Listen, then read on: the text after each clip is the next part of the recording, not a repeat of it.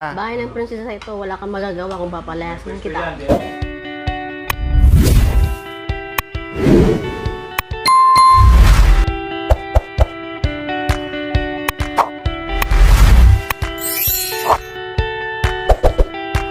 So ayan po mga kabayan, katatapos lang po nila. Lunchtime muna at kakain muna sila mga kabayan bago babalik sa trabaho para makapahinga. So hindi na naman tayo nakaluto ng ulam. No, hindi na naman tayo nakaluto ng ulam mga kabayan kasi busy at mga puyat kami. No? So, bumili muna kami para mabilis at hinabol-habol namin ito mga kabayan. Kaya, ang ulam nila ngayon ay, ano ito? Oh, ayan, may adobo. At saka, kaldereta or minudo. Tapos sabaw. O, sige na, kain na muna kayo. Magugas na lang kamay mo! Maghugas na kayo ng kamay. Kakain na. Sandok na ako na. Para mabusog at makapahinga muna, syempre. Magsasandok na ako, anak! Dahil mamaya may marami na namang gagawin. Kaya lilisin ko muna ng araw dito. Magagalit yung matanda. Ilan ba mga sali? Papuntas ko mga kapulot ko. Ang galit yung matanda ito. Saan? Diyan sa likod, yun ang pinagagalitan niya sa amin. Oo, linisin nyo yung tapat nyo. Di ba sinabi ko sa Ito inyo, na tapat ito, tapak nila na. yung tapat nyo, linisin nyo. Hindi na namin tapat nila, tapat nila. Ha? Sa kanila yan, sa... Una, bakulan na ako. Yung tapat nyo, linisin nyo. And then, huwag na kayo magtapon dyan para hindi kayo Hindi mapagalitan. naman kami tatapon dyan. Ha? Kung tagbasong ka yan, nandyan. Galing dyan. O kundi, anuhin mo na lang. Ngayon ay pagbigyan mo. Alisin ko na para Oo, para walang masabi. ginasa ko. And then sa susunod, wag na. Para hindi kayo, di ba, sinabi ko sa... Di ba, sabi ko sa inyo nakaraan. Oh, yan, putulin talaga yan. para wala nang kwan. Oo, kasi... Magagalit pag pinutol mo yan. hindi, mabubuwal karapatan mo kasi lumagpas na dito sa bubong mo. Masisira na yung bubong mo. Kasi masisira, mabubuwal yan eh. Pag pinutol ko yan. Oo. O kundi tanggalin mo yung lumagpas, karapatan mo. Anong papagawa ko natin sa ito. Hindi pa natin alam yan. Basta ang yung mga lumagpas dyan, karapatan mo na putulin kasi lumagpas na sa bakod mo yan.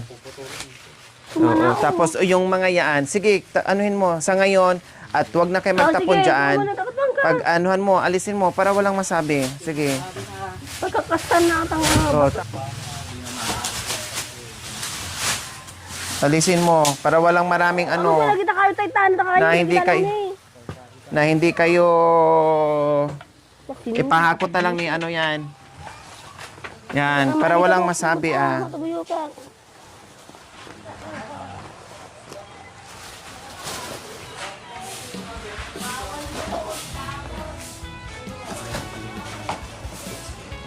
Kuya, akin ang enchinilas.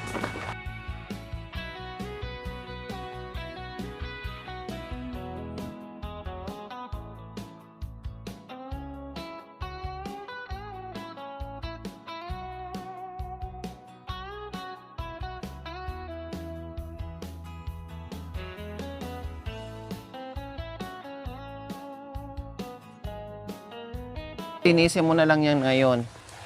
Alam nyo na ngayon, ay nakita nila, alam nila nakita. O isa pa, nakita nila na nilinis nyo.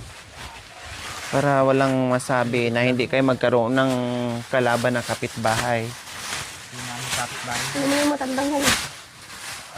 Sige, linisin nyo. Para walang masabi. Ito lang, yung linisin nyo. Yung tapat dyan. Ito lang. Yung Ito lang, ito gilid-gilid. lang.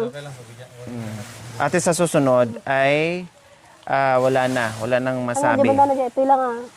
Ito lang. Ano, gumamit ka ng kahoy. Ganyan mo, gumamit ka ng kahoy. Ito, hindi na pa yan. Nagkusa lang, nagtubo lang yan. Ito.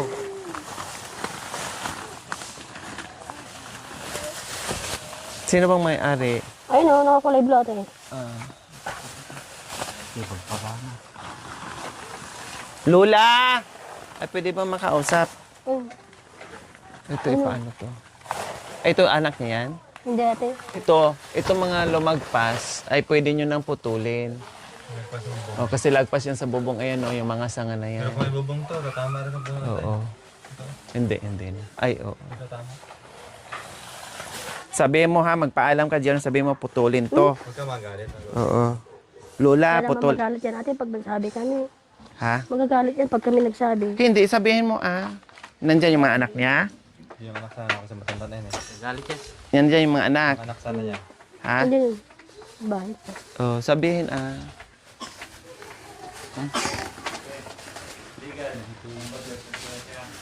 Ayun o.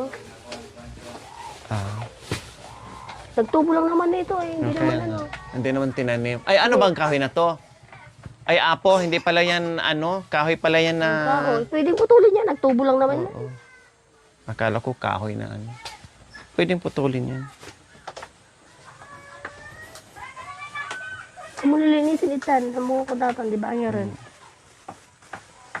Pusa na lang. Kwan lang yan. Nagtubo lang yan. Tapos ito, mga ano na yan, mga tawag nito. Mga tawag nito. Tawagin mo na lang siguro. Bukas. Ayan, mga ano na yan mga layang... Tapo mo na yan. Oh, okay na yan. At least wala nang masabi. Doon na. Ito, pwede niyong putulin yan. Doon, kakain na tayo. Dapat sabihin mo, Nay, ginagawa sa kanya. maayos kasi ang pagsasalita. Hindi yung pabulyaw. Hindi maayos na. Kaya hindi, kahit na sabihin mo, putulin po namin yan ha, kasi maglalagay kami ng bubong dyan. O ganun lang, kasi lumagpas na po sa namin, masisira yung bubong. O ganun lang, bahala sila basta nagpaalam ka. O sabihin mo doon, para at least alam na nila pag ginawa mo yan. Kasi matanda naman yung lula eh. Bahala na basta yun ang magpaalam niya. Magpaalam sa nanay. Kasi kung sabihin, anak, bakit sa anak mo? Sa akin naman yan, di ba? Maraming, doon na, diretso na. Sabi mo na, iputulin po namin yung kahoy doon, ha? Para pag naglagay kami ng bubong, ay hindi Doon na sa loob. masisira yung bubong kamo. Doon na sa loob. Yun ang sasabihin mo. Tara na. Tara na. O, kain na kayo.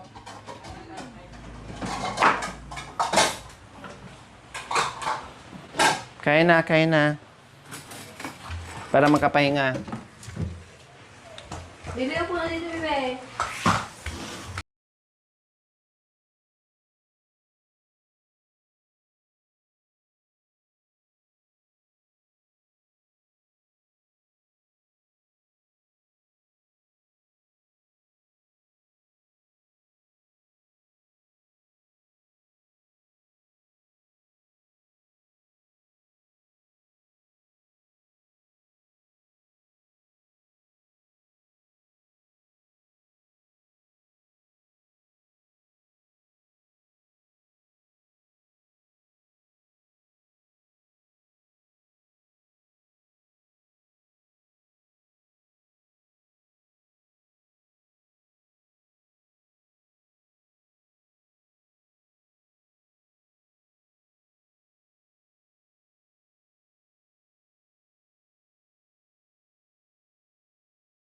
Mga kabayan, kain na sila.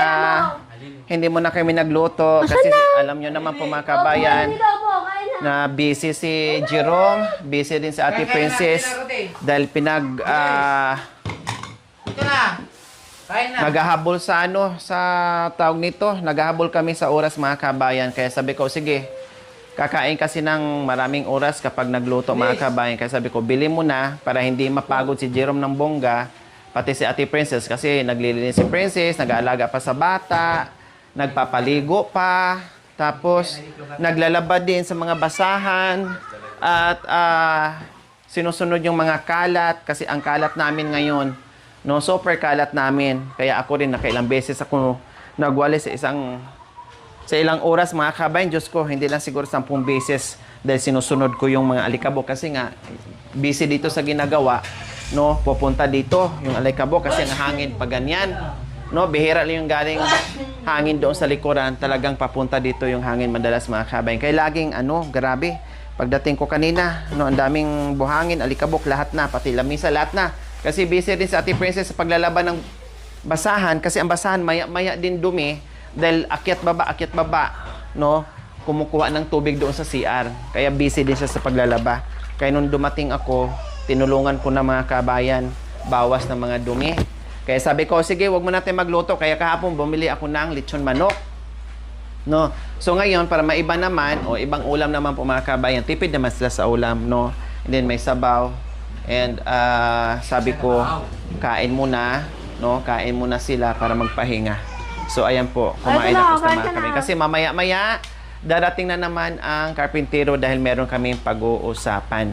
May nagsabi po pala na buksan ko na daw ito mga kabayan. Ready na yan. Na-explain ko na po ito sa unang video ko. Hindi pa namin ito magamit. Pero may tubig na, hindi pa namin ito magamit. Itong lababo. Kasi yung drainage niya, no, yung drainage po niya mga kabayan ay kailangan pa naming ilipat yan. Ganawaan pa namin ng paraan at meron ng idea na gagawin dyan si Kuya Pablo and Kuya Mac, no? Kasi hindi po pwede dyan dahil magpuputik. Na-explain ko na po yan. Siguro hindi lang napanood ni Ma'am yung unang explanation ko regarding po dyan, no? Kaya inulit ko lang po. Kaya hindi pa siya pwedeng magamit ngayon dahil gagawan pa natin ng daluyan ng tubig na papunta doon sa labas na hindi dyan na mangangamoy, mag-amoy imburnal, no, lamukin, langawin, lahat-lahat na. Tapos papasok dito yung amoy. Ngayon nga, wala nang amoy mga kabayan dahil natakpan na yung drainage doon.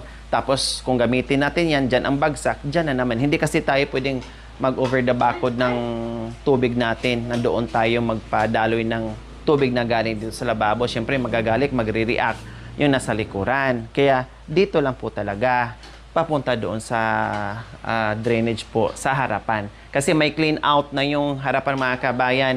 May manhole, may clean out para pag nag-washing sila at naglabas si Princess kasi nasisikipan siya dito sa CR para maluwang siya doon, malaki yung space. Tapos pag nag-washing si Jerome, no, tapos pag nililinis ang terrace, may clean out mo mga kabayan, doon bagsak yung tubig. O, di ba? So ganyan.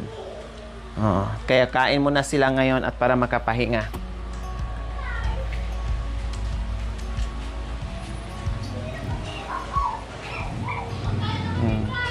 Tapos mamaya mag-usap kayo Jerome, mag-usap kayo ng asawa mo.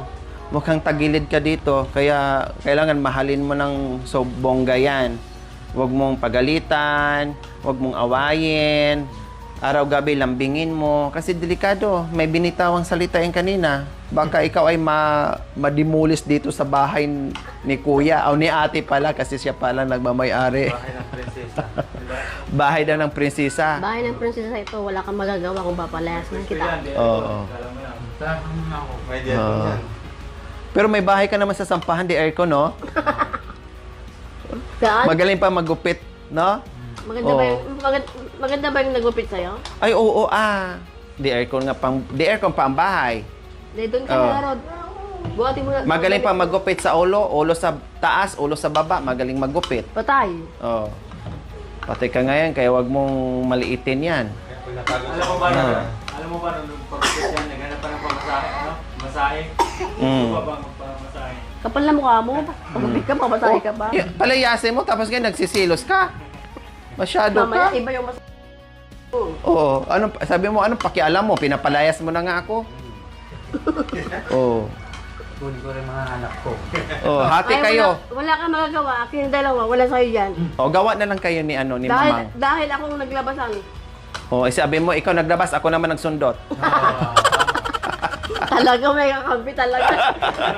Talaga may kakampi. Wala kalusot. Talaga walang kalusot. Kunin mo yung mga anak, pati nanay.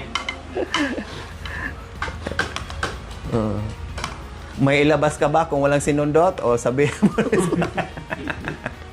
Talagang may kakampi. Wala talaga akong kalusot. Talo na ako. Sige. Oh, tuluyan mo pa bang palayasin yan o hindi na, sirit ka na?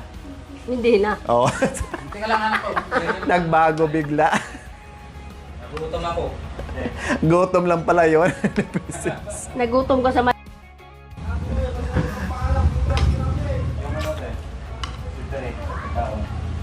Ha? Marami pang tinapay, no? Maraming Mickey, maraming tinapay. Oh, magdagdag na lang tayo ng ano mamaya, tinapay para sure na hindi Merienda na maubusan. namin sa mga... Saka soft drinks, ha? Merienda na namin sila Kuya Pablo. Magdala kayo may supply. Magdala na lang kami mamaya. Kahapon, ang daming tinapay eh. O, pinakain pa nga natin yung mga bata dyan. Pero, hindi pa naubos yung tinapay. Sasakyan dito kayo dyan mo? Ha? Sasakyan na yan, taksa dito. Yung kotse? Ipasok mo na ka rin tayo. At saka Iwan isa mo pa na mga lang. kabayan, si Jerome ngayon, nako, kilalang kilala na sa mga taga rito at bibili ng ulam dyan ay sinasabihan ng si Don. Ibig sabihin, siya taga doon. Don Jerome. Hindi si Dom Jerome. Si Jerome taga doon. Ganon yun, ibig sabihin. Tapos sino nangingi ng balato? Yung mga kasama natin pumipidal. Nangingi ng balato sa'yo, Jerome, Jerome? balato! Mayaman ka na na. Oh, tapos ano sabi mo? Hindi ako mayaman. Mayaman Binibigyan mo ka na. ng balato? Wala akong binigay sa inyo, wala naman ako pera. Hindi ako mayaman, mayabang. Wala naman pera. Anong gusto mo? Pera o motor? Motor na lang. Para alam ko, habang hindi ko pa naibigay yung motor, Mag-desisyon ka ibigay na. ko na lang sa kapitbahay. Mag-isip ka na. Okay, mag-isip-isip ka. Kung ako sa'yo, motor. Pwede naman pera, bigyan ko ng 1,000, kunin ko na yung Yung motor. pera, pag hawak mo lang, mamaya wala na. Yung motor, nandyan pa rin. Hindi Tama. mawawala. Yan ang Mukhang hanap buhay pa. yan ang utak na wais. Mamaya, yung pera hawakan mo, mamaya ipunta mo sa hotel. Wala na. Good wise. Yung pagiging wise is maganda. Hindi yung puro pera-pera. Maraming ang pera. 2 araw lang ubos na. Pero yan, habang kahit Palagaan. sumurinder na yung mga tuhod nyo sa kakapasada dyan, buhay na buhay pa.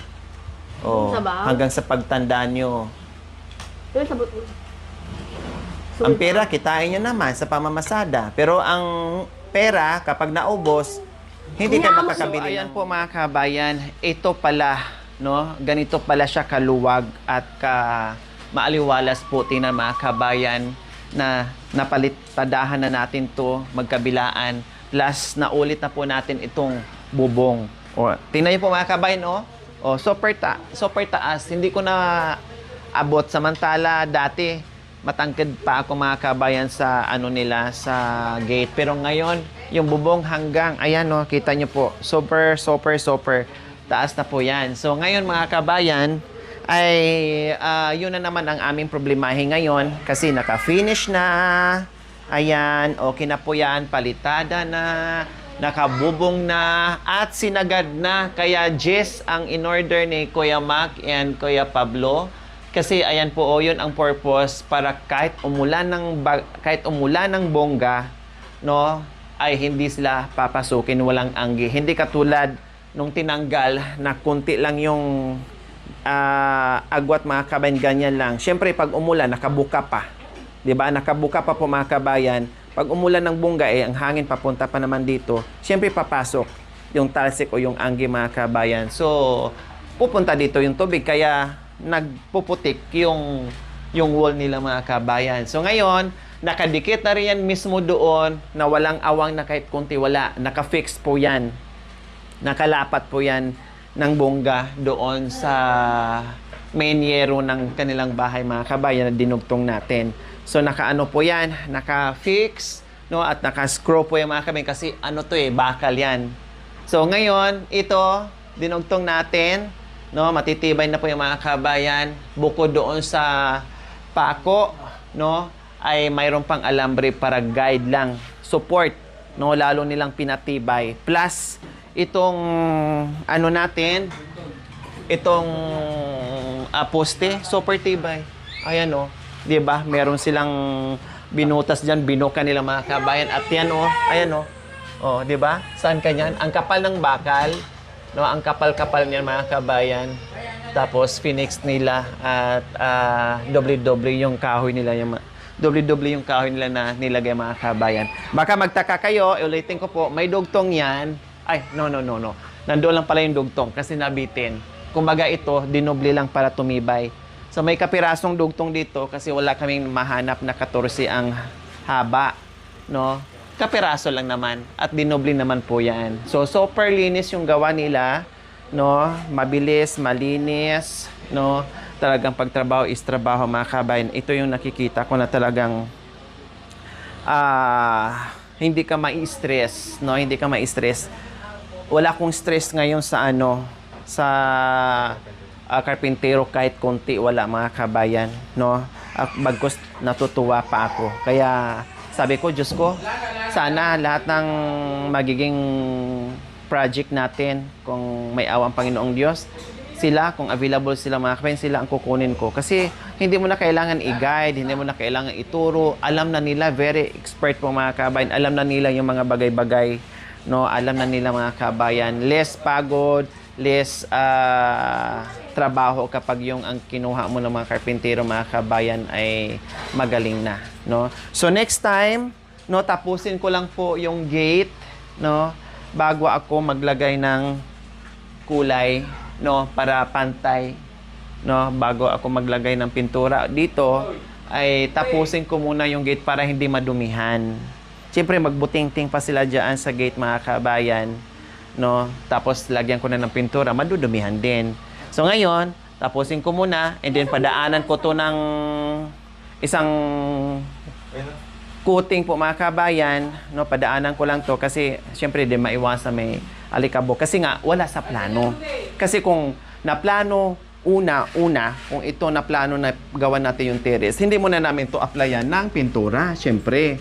'Di ba? So ngayon to follow lang naman kasi ito, kaya nauna ang pintura dito kaya hindi na iwasan pagbaklas diyan, no, paghalo ng hollow blocks diyan o semento ay syempre malikabukan, mahawakan, ay may mga bata pa at open pa diyan. Hindi talaga natin mapigilan, hindi natin alam na magawa natin to kaya nakapintura. Baka magtaka kayo, bakit pininturahan ginagawa pa yung terrace, dapat sinabay-sabay na.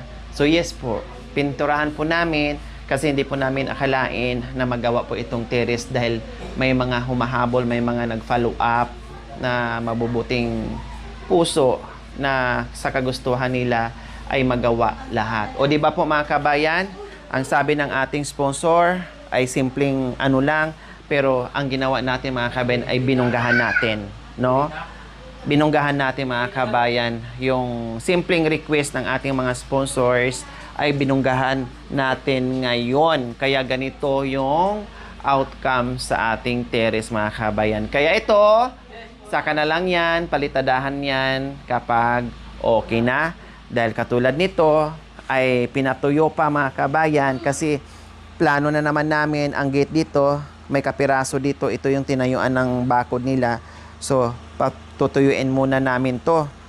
No, bukas ay ito yung tuyo yan. Kahit nga mamayang buong maghapon, to yung tuyo na yung mga kabayan, okay na siya. So mamaya mag-usap kami muli ni Kuya Pablo and Kuya Mac kung paano itong gate, kung anong kailangan, no, and then i-canvas namin, no, tapos bilhin namin kaagad at nawa ay magkakasya yung ating budget dito. Okay, so maraming salamat po sa walang sawang panonood without skipping ads na nasundan nyo po yung itong project natin dito kay Kuya Jerome and Ate Princess. So we love you all. God bless us all. Bye! Mwah. Thank you for watching. Don't forget to like, share, and subscribe.